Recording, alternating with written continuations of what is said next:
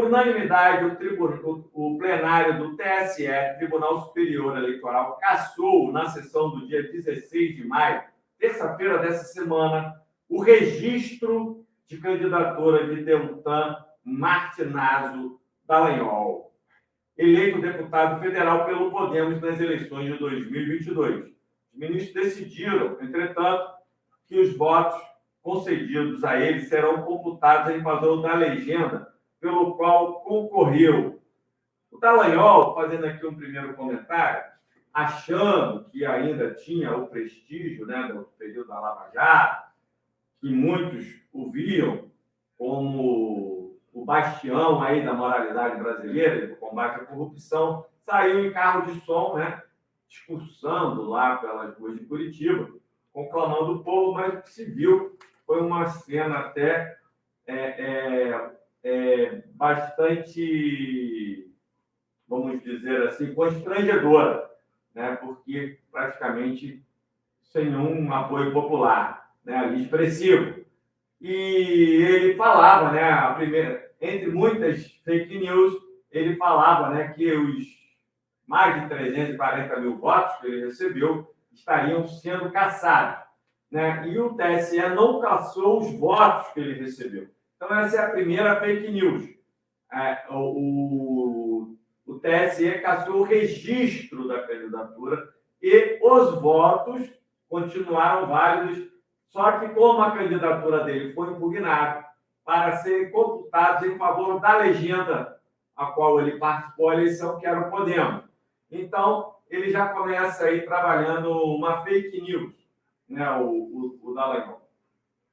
Agora, Tereza, vamos dar aqui uma matéria que saiu no site Consultor Jurídico, né? Saiu em 17 de maio, né? Agora, essa semana. A Corte entendeu que Dallagnol ocorreu na hipótese de inelegibilidade prevista no parágrafo 1º, né? É uma palavra que dá um trava-língua, né? Fala aí, Tereza. Às vezes trava mesmo. Mas isso é natural, né? Quando a gente está passando uma informação, né? E tem umas palavras que travam aí, mas a gente consegue fala aí. Inelegibilidade. Você quer rir da minha cara, né? Mas faz parte da nossa vida, né? Às vezes trava mesmo. Mas vamos lá, continua aí. Inelegibilidade prevista no parágrafo 1º, inciso 1, a linha Q da Lei 64, né? Lei Complementar 64 de 90, uma vez que ele teria antecipado seu pedido de exoneração do cargo de Procurador da República para contornar a concreta possibilidade de que 15 procedimentos administrativos de natureza diversa fossem convertidos em processos administrativos disciplinares, o que tornaria inelegível para as eleições de 2022. Ou seja, o Dallagnol estava, que vulgarmente se chama de encontrar brechas na lei, né, procurando artimanhas para fraudar a lei. O paladino aí da moralidade, né, do combate à corrupção no Brasil. Então, vamos seguir aqui na notícia, para o pessoal de casa entender melhor aí. O artigo 1º, né, da Lei Complementar 64 de 90 estabelece que são inelegíveis para qualquer cargo, pelo período de 8 anos, membro do Ministério Público, ele era membro do Ministério Público e do Poder Judiciário, que alternativamente tenham sido aposentados compulsoriamente por decisão sancionatória, ou seja, por decisão de punição, tá? Porque muitos entendem, né, que essa aposentadoria compulsória não seria uma punição, mas uma premiação, não, mas que foram aposentados compulsoriamente como punição, né, como sanção, tenham perdido o cargo por sentença, ou ainda tenham pedido exoneração, aposentadoria voluntária na dependência de processo administrativo disciplinar. Tá? Então, o que aconteceu? O Deltan tinha contra ele esses 15, né, pedidos aí que viriam a se tornar processos administrativos. Então, antes que isso ocorresse, né, ele pede a exoneração por 6 meses de antecedência, exatamente para que esses pedidos aí de apuração, de inquérito, não se tornassem processos administrativos, né? Então, a controvérsia consiste em saber se o pedido de exoneração durante os procedimentos preparatórios, né, para um processo administrativo disciplinar PAD se enquadra na hipótese prevista no artigo 1º da lei complementar. Ou seja, ele, espertamente, de maneira, né, ardilosa, por esse ardil, ele estava querendo impedir, se antecipou no pedido de exoneração para evitar que aqueles pedidos de instalação de inquérito se transformassem em processo administrativo. Está conseguindo entender até agora? Sim, sim. Então, há duas situações incontroversas, né? Deltan é ex-integrante dos quadros do Ministério Público exonerado, a pedido, em 3/11/2021. É a data que ele faz o pedido, conforme a portaria, né, que foi publicada, número 688, de 4 de novembro de 2021. Que ele precisaria fazer isso apenas, né, pela lei, poderia fazer isso, ó, tem novembro, dezembro, janeiro, fevereiro, março, abril. Então, ele tinha mais 6 meses ali. Então, já causou estranheza isso. Para ele poder se concorrer ao cargo de deputado federal, né, pela lei eleitoral, você tem que se desincompatibilizar ali 6 meses antes da eleição. Se a eleição for em outubro, ele teria que fazê-lo em abril. Não, a legislação é isso, né?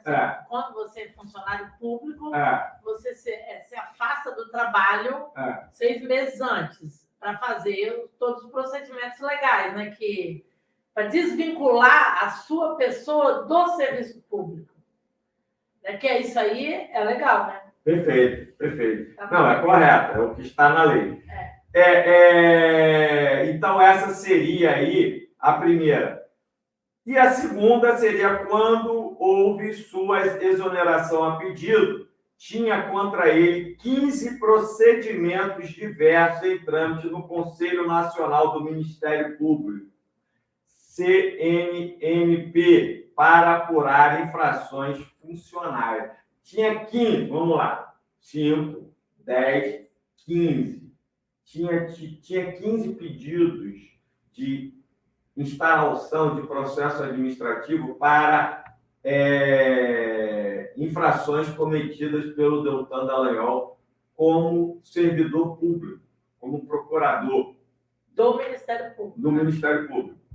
Tinha 15 pedidos ali, inclusive alguns de extrema relevância, que era, por exemplo, uma cooperação indevida com outros países. Sim, eu lembro disso. Isso deu até na imprensa, né?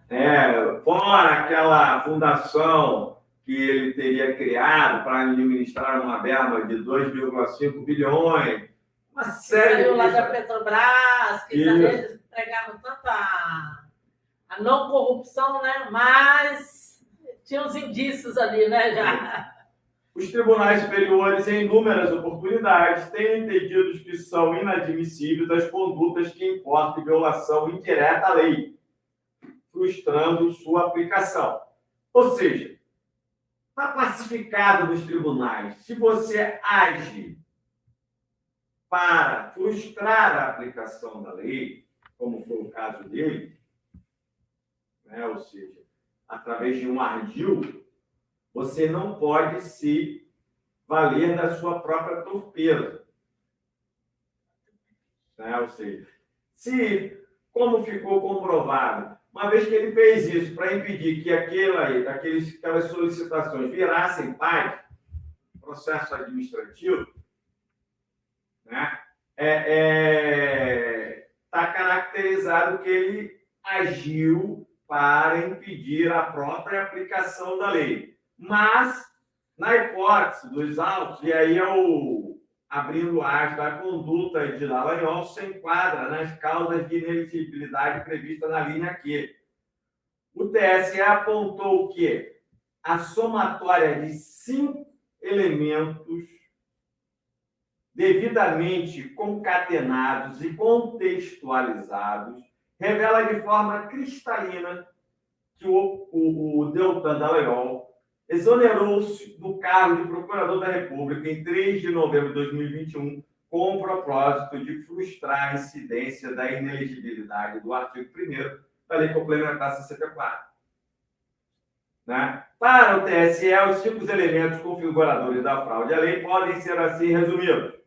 Primeiro, a anterior existência de 2 processos administrativos disciplinares, com trânsito em julgado, nos quais o Conselho Nacional do Ministério Público aplicou ao Deltan Dallagnol as penalidades de censura e advertência, que, por sua vez, eram aptas a caracterizar maus antecedentes para fins de imposição da sanção mais gravosa em procedimentos posteriores, né, na forma da lei.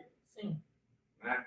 Então, aí a turma lá, o tribunal, né, o Supremo Tribunal Federal, julgaria na composição ali do dia, a turma analisou esses 5 encadeamentos que provam essa alegação. 2, tramitavam contra o Deltan Dallagnol, no Conselho Nacional lá do Ministério Público, 15 procedimentos administrativos de natureza diversa, tais como reclamações, os quais, depois de sua exoneração a pedido, foram arquivados, extintos ou paralisados. Ainda de se considerar 2 fatores. Aí, vamos lá. Primeiro fator aí, conforme disposições constitucionais e legais, esses procedimentos poderiam vir a ser convertidos ou darem aso a processo administrativo disciplinar. Vai.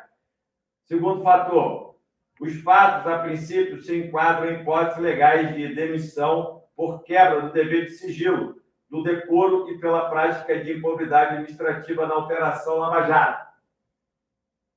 Exato, né? Aí vamos lá para o terceiro fato concatenado aí pelo Ministério. 2 procuradores da República atuou com o Deltan Dallagnol na Operação Lava Jato, sofreu penalidade de demissão em 18 de outubro de 2021, em processo administrativo disciplinar instaurado pelo Conselho Nacional do Ministério Público, a partir de anterior reclamação, por contratar e instaurar outdoor em homenagem à Força Tarefa, contendo fotografia na qual o Deltan Dallagnol também aparece, ato de improbidade administrativa. Ou seja, nesse ato que um procurador foi cassado, o Deltan também estava envolvido.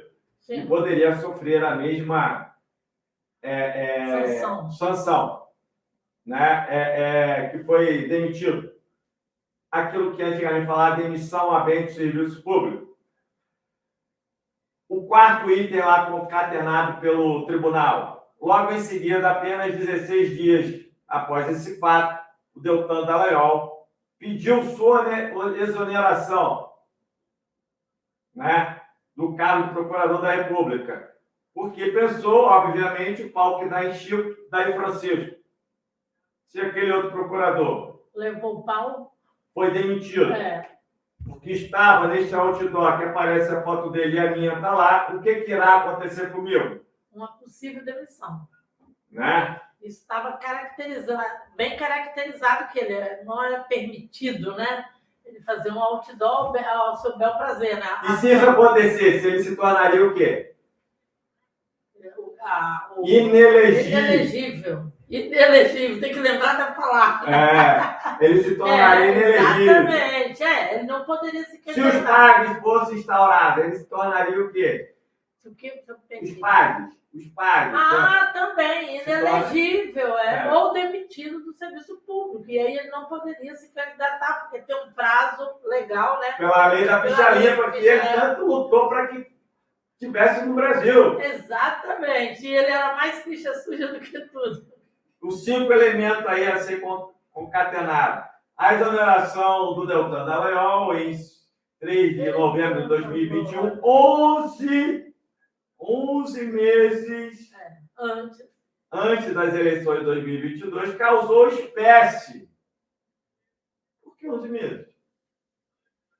Tanto pelos fatores acima, também porque, nos termos do artigo 1º, inciso 2, ali na J da Lei Complementar 64, de 90, os membros do Ministério Público apenas precisam se afastar do cargo, faltando 6 meses para o pleito. Isso somente ocorreria 2 de abril. Por que ele saiu em 3 de novembro de 2021, Tereza? Deixando de ganhar, ele que queria faturar, não saiu lá na Vaza Jato, que ele queria faturar com a fama que ele tinha, a fama que ele tinha conseguido ali na Lava Jato, montar uma empresa até com as esposas, para ele faturar por palestra. Ele que gosta tanto de dinheiro, né? Ia perder o salário lá, o vencimento de procurador. Acho que não, né? Isso aí estava bem... A troco de nada. Se ele podia sair 2 de abril de 2022... Vai perder 4 ou 5 meses de salário? Por que ele fez isso? Lógico que está relacionado com todos os procedimentos administrativos que já estavam sendo... Para não se tornar inelegível. É lógico.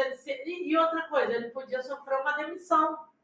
E uma demissão para o procurador... ela é bem mais grave, né? Porque a posição dele como tal procurador da Lava Jato, o procurador que era o mito do negócio, que era o tal no processo, né? E de repente sofreu uma demissão, né? Isso ele está bem orientado, né? Outro personagem que nós falaremos aqui, o Fernando Collor de Mello, também renunciou ao cargo de presidente da República para se furtar do processo de impeachment. Mas não foi aceito e ele sofreu o impeachment. Ele sofreu, ele não foi aceito na época. Realmente. Porque ele estava querendo fugir da inelegibilidade de 8 anos. Não poder se candidatar por 8 anos ali. Foi o que aconteceu, né? Que ele não podia. A mesma artimanha aqui do... E o povo não pode fazer nada de artimanha, né? Um dos garotos propaganda aqui da Lava Jato.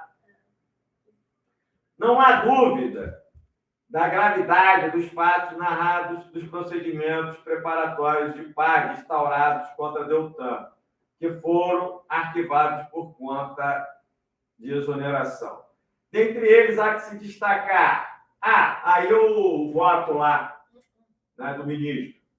Reclamação disciplinar instaurada para apurar novas mensagens divulgadas pelo periódico eletrônico The Intercept, que revelariam que Deltan e outros procuradores da Operação Lava Jato teriam atuado de forma ilegal no compartilhamento de informações e inteligências com agências policiais estrangeiras, sem autorização, Tereza, nenhuma.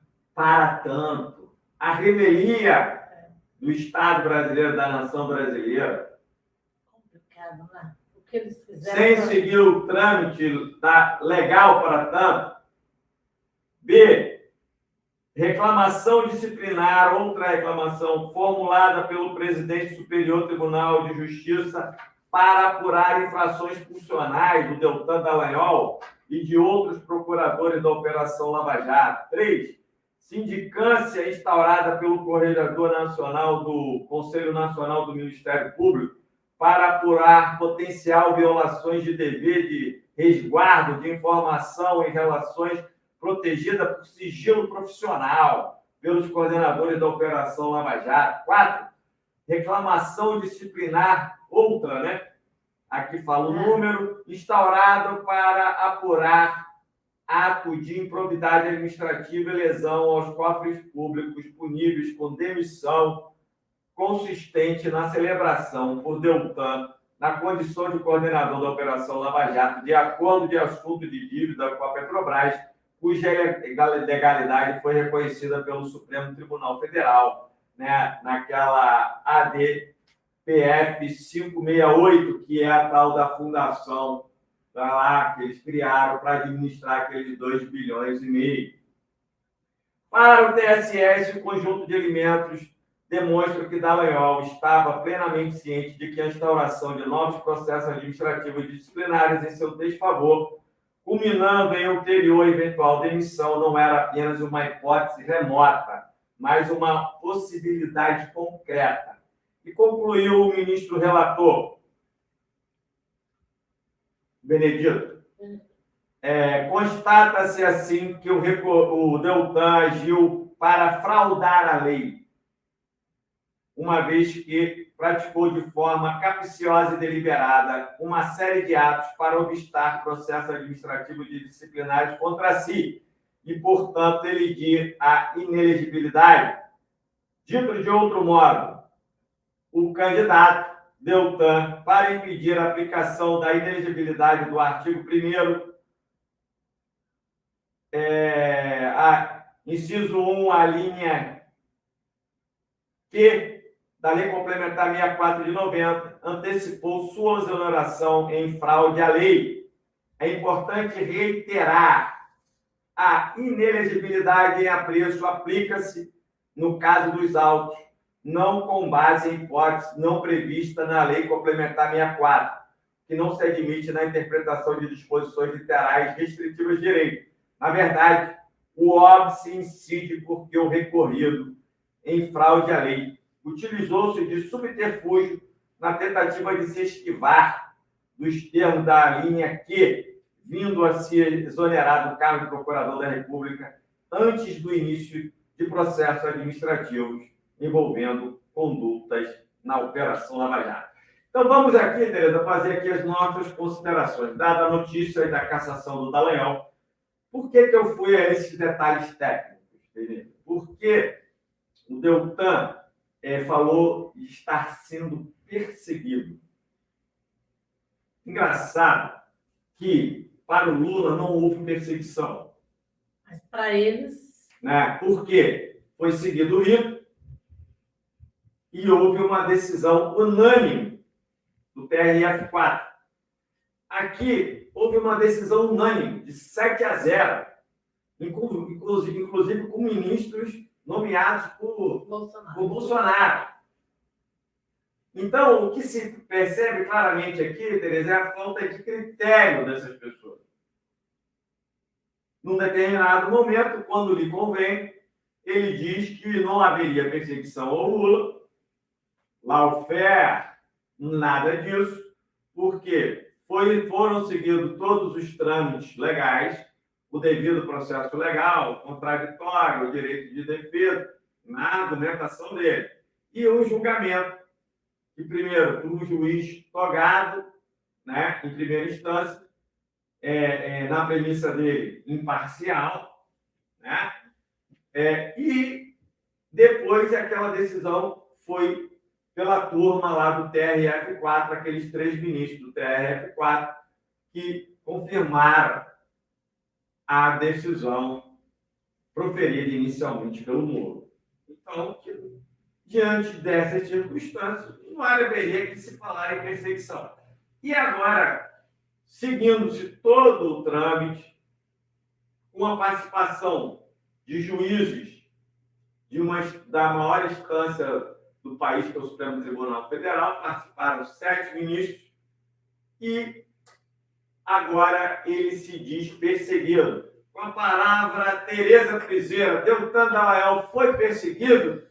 Não, é muito fácil, ele falar isso, mas está explícito todo o processo, porque ele fugiu de uma situação que ele estava prestes a ser condenado, ou ele tinha que responder, que os procedimentos administrativos já estavam acontecendo, disciplinares. Então, se tinha procedimentos disciplinares ali já sendo instruídos, ele sabia dessas informações. Ele estava sabendo, lógico, ele foi informado, você tem que tomar alguma decisão, e você vê que ele entrelaçou essa decisão dele para ser candidato, para se proteger dentro do poder do Senado. Ele é deputado federal, dentro da Câmara dos Deputados. Então, tudo montado aí para protegê-lo. E agora vem sobre essa alegação fajuta dele, que é perseguição política. Perseguição foi o que ele, Moro, montou na Lava Jato contra o Lula, né? Essa é a realidade. Porque o Lula falava, eu vou provar que eu sou inocente. Eu estava vendo uns vídeos do Lula gravados durante os depoimentos do Lula, não sei se você chegou a ver. O Lula falava isso claramente, vocês estão me perseguindo. Vocês vão ver que eu vou provar que eu sou inocente. E ele foi as últimas consequências para provar que era inocente. E o Deltan, com todo, já tinha sido advertido em 2 procedimentos administrativos. E ele tinha 15 procedimentos no Conselho.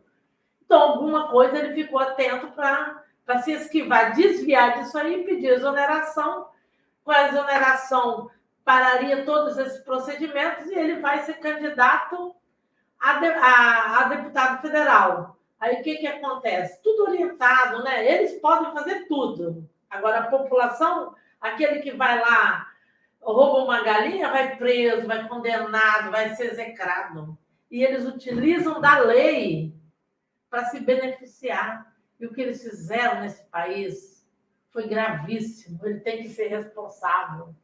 Acabaram nesse país com tantas empresas, tantos empregos, para atender um projeto da extrema-direita, para o Lula não ser o presidente da República, que o Lula estava eleito.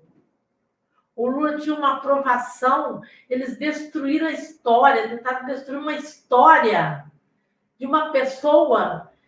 E, assim, é inaceitável, né? A população tem que ver isso, o que eles são capazes. Eu estava até te falando antes, às vezes a gente tem medo de certos homens, né?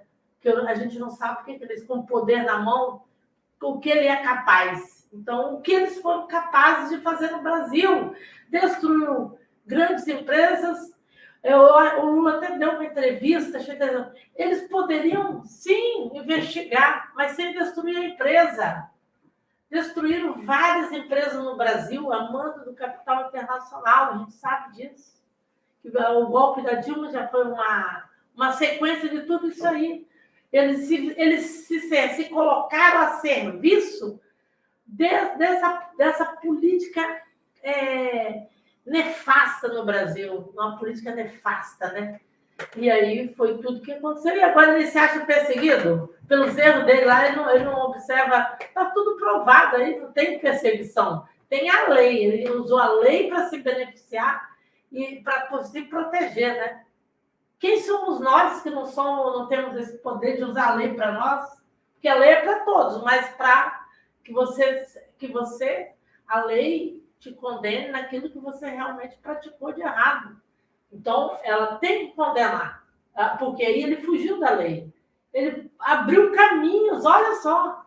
Ele saiu do caminho. Eu me exonero, perco 4, 5 salários, né? Vai ser bem lembrado, você colocou aí, né?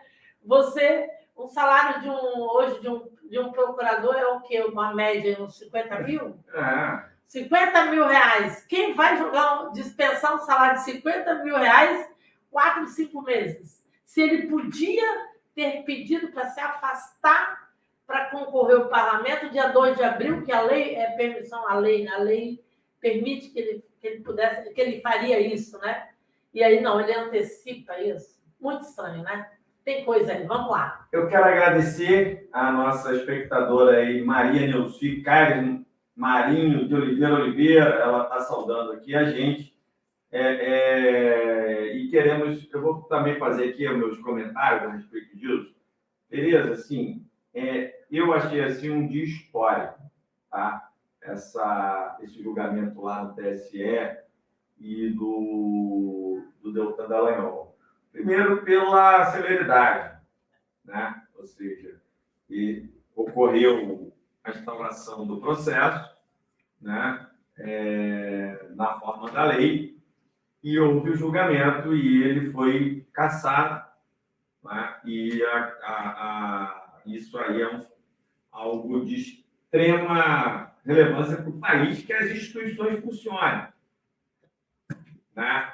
Ele foi julgado ali na forma da Declaração Universal dos Direitos do Homem, né? Por um juízo imparcial, que é um inciso 10. Coisa, por exemplo, que não foi assegurado ao Lula, né?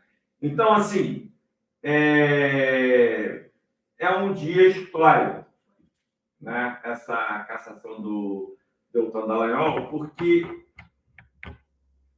na vida dele ele já vinha tramando, né, de diversas formas. A própria inscrição dele no concurso público foi ao arrepio do edital, né, porque fala ali em 2 anos de advocacia, de experiência, falava-se no edital. E ele tinha, acho que 4 meses de formado quando se inscreve no concurso.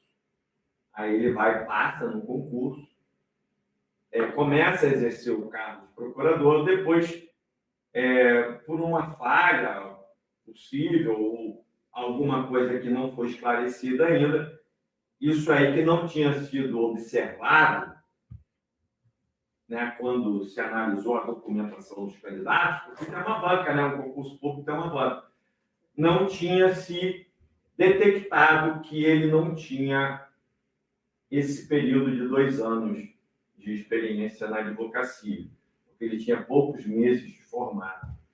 E aí ele tem